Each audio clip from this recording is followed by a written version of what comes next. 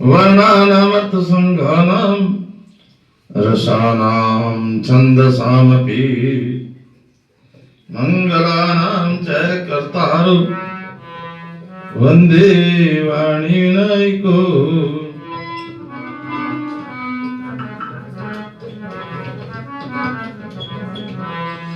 भवानी शंकरो वन्दे श्रद्धा विश्वासरूपिणो याभ्यां विना न पश्यन्ति सिद्धा स्वान्तस्तमीश्वरम्। वन्दे बोधमयं नित्यं गुरुं शङ्करूपिणं यमाश्रितो वक्रतुण्डे चन्द्रशवर्त्रवन्दति। श्री सीताराम गुरुग्राम पुण्यारणी विहारणो वंदे विशुद्ध विज्ञानो कवीश्वर कपीश्वरो। बोलो श्री गुरु महाराज की जय। उमापति महादेव की जय। पवन सुत हनुमान की जय। दुर्गे मैया की जय। गंगा मैया की जय। परम श्रद्धे कल्याण की भागी आत्माओं, माताओं, बहनों, सभी प्रभु प्रेमी भक्तजनों, सदग्रस्तों, बहुत ही सुंदर समय और आप ये प्रवचन माला में अपने आत्म कल्याण के लिए, अपने उद्धार के लिए, अपने जीवन मुक्ति अर्थात ज्ञान के लिए ये आप सत्संग, प्रवचन और श्री रामचरितमानस का पाठ सुन रहे हो और सुनते रहोगे। बड़े भाग मानुष तन पावा। मनुष्य में राम रतनपुरी, मैं महेंद्र राम रतनपुरी पंचायत अखाड़ा श्री निरंजनी से बड़े भाग मानुष तन पावा। कई कई जन्मों के हमारे पुण्य जब संस्कार रूप में हमारे सामने प्रकट होते हैं, तब जाके हमको आत्म कल्याण की, ईश्वर प्राप्ति की, भगवत प्राप्ति की कामना होती है। तब हम सोचते हैं कि अपना कल्याण करें। वास्तव में हृदय की अज्ञान ग्रंथि का नष्ट होना ही मोक्ष है। हमारे अंदर जो दुनिया भर का ज्ञान भरा पड़ा है, अंधकार भरा पड़ा है, और हम अपने आप को शरीर समझते हैं, अर्थात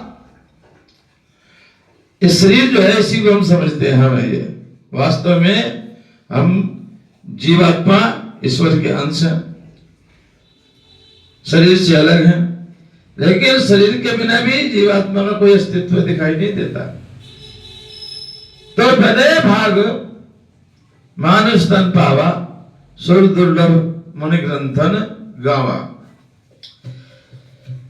इस शरीर में ही हम आत्म कल्याण कर सकते हैं। परमात्मा का ज्ञान इस मानव शरीर में ही होता है। दूसरे जो शरीर है उसमें ये ज्ञान नहीं हो सकता। ये मानव शरीर, इसलिए इसको कहा गया है मैंने मानव जन्म तो उसको हीरा दिया, इसको वृथा गंवाए तो मैं क्या करूं। ये मानव शरीर जो दिया है, अर्थात ये मानव शरीर जो आपको प्राप्त हुआ है, आप चाहो तो इससे ईश्वर को प्राप्त कर सकते हो ज्ञान के द्वारा। और यदि आपने इसमें ज्ञान प्राप्त नहीं किया तो फिर कीट पतंगे भी बन सकते हो। और यदि आपने इसमें प्रयास किया, तपस्या किया, भगवत भजन किया, तो आप मोक्ष को भी प्राप्त कर सकते हो, मुक्ति को भी प्राप्त कर सकते हो, अर्थात जीवात्मा को परमात्मा में भी मिला सकते हो। और यदि ये नहीं कर सके तो आप कीट पतंगे, सूकर, कुकर और अनेकों योनियों में भटक सकते हो फिर। लेकिन यदि आपने प्रयास किया, अपने कल्याण के लिए कुछ किया, उस ब्रह्म को जानने की कोशिश किया, कह रहे हैं सृष्टि में नर नर्तकी को जान, अर्थात पार ब्रह्म के रूप में की इनकी ही पहचान। परमात्मा का ज्ञान मानव शरीर में ही होता है और शरीर में इस ज्ञान के होने का मतलब ही नहीं है, अर्थात नहीं होता। इसलिए कहा बड़े भाग मानुष तन पावा,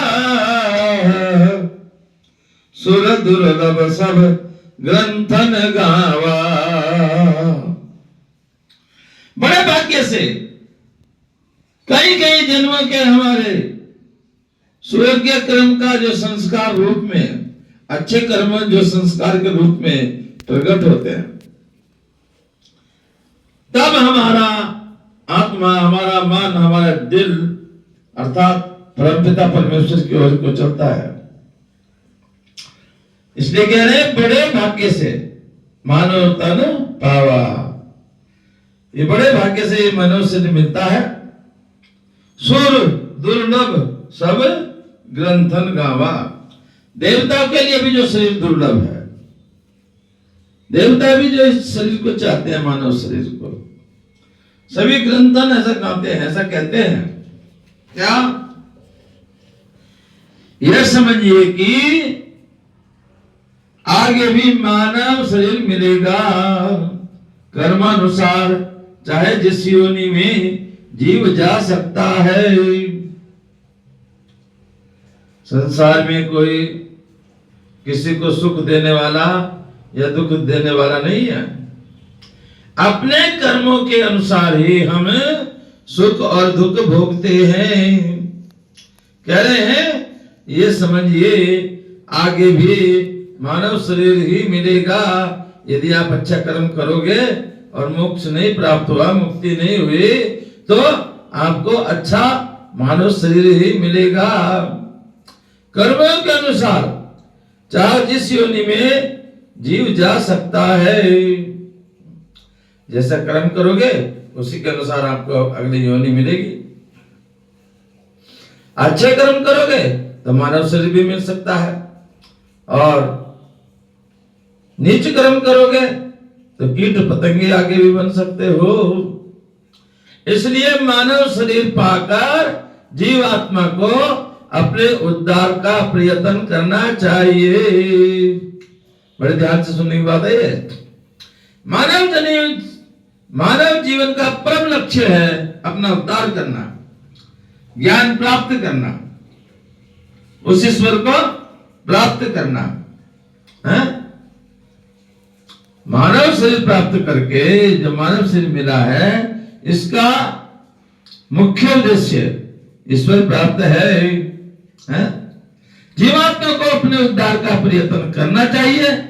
श्रवण मनन आदि की योग्यता इसी शरीर में है। कहा है साधन धाम मोक्ष का द्वारा। सभी साधन यज्ञ, हवन, धर्म, कर्म, अच्छे कर्म इसी शरीर में कर सकते हो। इसलिए कह रहे साधन धाम मोक्ष का द्वारा। मोक्ष का, मुक्ति का ये शरीर जो है द्वार है। ये शरीर मुक्ति का द्वार है। लख 84 भुगत के मानुष तन पाए, सपने जैसी चली गई फिर 84 आई।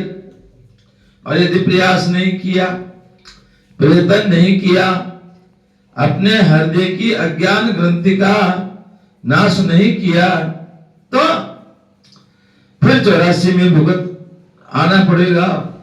84 लाख योनियों में जाना पड़ेगा। लख 84 भुगत के मनुष्य तन पाए, सपने जैसी चली गई फिर 84 आई। और आप आनंद में रह गए, मजे मारते रह गए, ईश्वर की तरफ चले ही नहीं, ईश्वर के बारे में कभी सोचा ही नहीं, समझने की कोशिश ही नहीं किया, तो फिर लोक 84 में जाना पड़ेगा। मानव शरीर से ब्रह्म का साक्षात्कार हो सकता है, अर्थात ये मानव शरीर ही एक ऐसा है जिससे आप ब्रह्म को प्राप्त कर सकते हो, साक्षात्कार हो सकता है, ऐसा कह रहे हैं। कौन? ये श्री श्री 1008 श्री महेशानंद जी के गुरु हैं। आपको हम सुनाते इसी परंपरा में बहुत विद्वान हुए। पंचायत अखाड़ा से निरंजनी जो है विद्वानों का बहुत बड़ा एक समूह है, बहुत बड़ा। जहां भी विद्वानों की चर्चा होगी तो वह निरंजनी अखाड़े का नाम अग्रणी होगा। उन्हीं में श्री श्री 1008 श्री महामंडलेश्वर स्वामी नरसिंह गिरि जी महाराज हुए।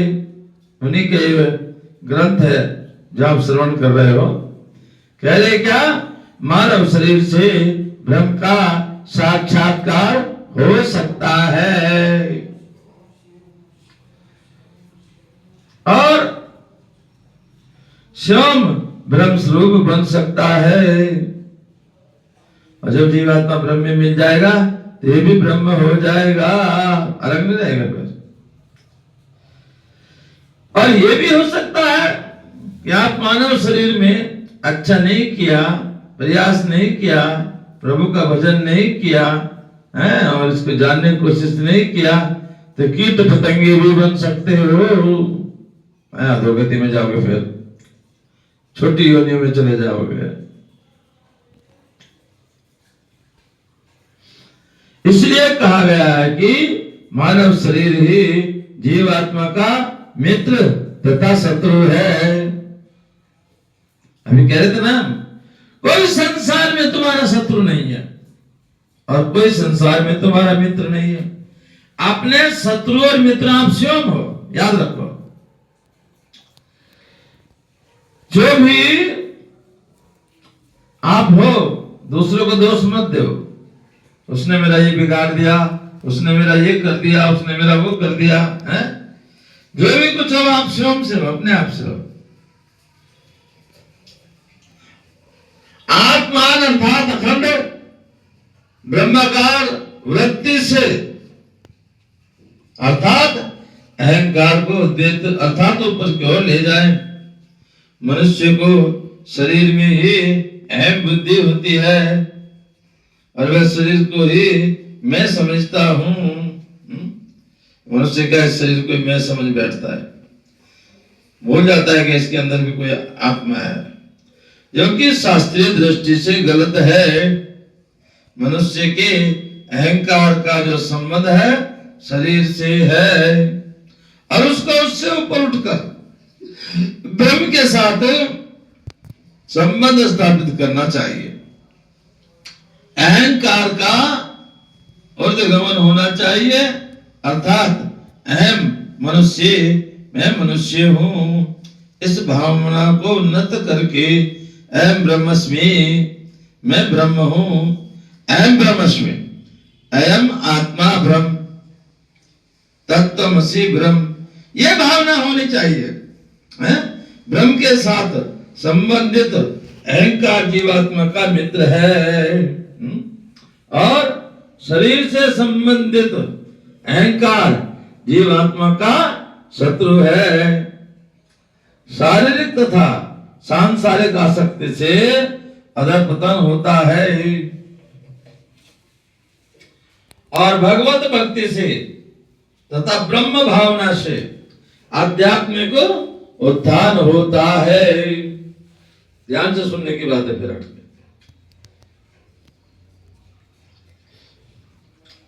भगवत भक्ति से, भगवत भक्ति से तथा ब्रह्म भावना से, अहम ब्रह्म अस्मि, अहम आत्मा ब्रह्म, तत्त्वमसि ब्रह्म, इस तरह का जब ज्ञान हो जाए आध्यात्मिक उत्थान होता है।